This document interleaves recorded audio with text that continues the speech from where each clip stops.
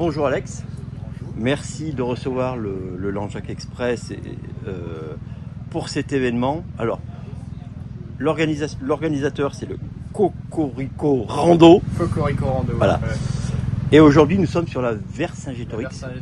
Voilà. Vous avez Cocorico plusieurs événements. Alors, ouais.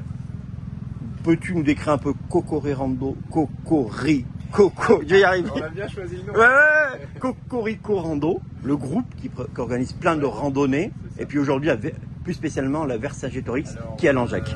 Cocorico Rando, c'est une petite agence d'événementiel avec deux employés, quoi, moi et Yann. Du coup, on a 5 événements à l'année en France. Toujours des événements, en fait, c'est des randonnées moto. L'idée, c'est de faire des randonnées moto de 3 jours par les chemins et les petites routes touristiques.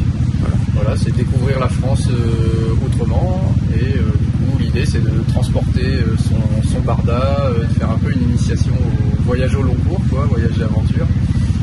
Et voilà, donc on gère tout, on gère la restauration, le bivouac, on appelle ça bivouac, mais on essaye de faire en sorte que ce soit assez confort, et du coup on aime bien ce genre de camping qui est assez bien équipé, quoi. Et puis le lieu, l'allié, super. Du coup pour la Vercingétorix, il y a 200 participants. Ouais. Et ce qu'il y a, c'est que ce qui est important, c'est que vous êtes un organisme privé, Oui, et donc vous apportez au local une vraie plus-value, c'est-à-dire que sur une période comme ça où ça peut être calme, dans des campings où vous passez, vous apportez quelque chose de... Il y a des restos autour qui travaillent un peu, sur du coup les 3 journées c'est des boucles qui reviennent toujours à Langeac. Et pareil, il y a des suggestions de restauration, il y a quand même beaucoup de participants qui, comme il n'y a pas de notion de compétition, le midi ils prennent le temps, ils se prennent un resto 1 heure, 2 heures. Ouais. Il y a ce que tu me disais, il n'y a pas de chrono. Voilà, ils ont la journée pour la faire. L'intérêt de la chose, c'est un week-end de détente, aucune obligation de finir le tracé. Quand on est fatigué, on rentre par la route. Bon, on a alors qu'on a de très très très belles motos. On a des pilotes qui sont vraiment là pour découvrir la région. Hier j'étais avec toi et j'ai vu des pilotes arriver qui nous disaient que le parcours était fantastique. Donc vous avez un tracé, vous avez l'habitude de ces tracés, de savoir ce qui va plaire. La Vercingétorix. Déjà ici c'est pas trop difficile de trouver des jolis paysages, donc c'est un gros avantage, c'est aussi pour ça qu'elle a autant de succès. Les tracés, on essaye du coup d'ajouter tout ce qui est aspect touristique, de passer par des jolies routes, des jolis villages. Et voilà, c'est... Et les autres lieux où vous faites vos randonnées, alors vous avez ici l'Auvergne, la Cathare Moto Trail, donc c'est dans le secteur de Carcassonne, les châteaux Cathare et les châteaux des Templiers. La Royale, qui est du coup là c'est plus en Touraine, c'est la région des châteaux de la Loire. Et du vent. On a le Paris-Dunkerque, qui à la base c'était un petit clin d'œil au Paris-Dakar, et du coup on s'est dit, comme nous on est de Lille, on est juste à côté de Dunkerque, on va faire un Paris-Dunkerque. Et la Grande Vadrouille en Bourgogne, sur les traces du film La Grande Vadrouille. Oui, c'est un boulot. Et je vois les participants vous suivent en plus, puisque... Mais l'avantage, c'est que là, on a beaucoup de participants là, qui viennent, ils viennent seuls faire la randonnée.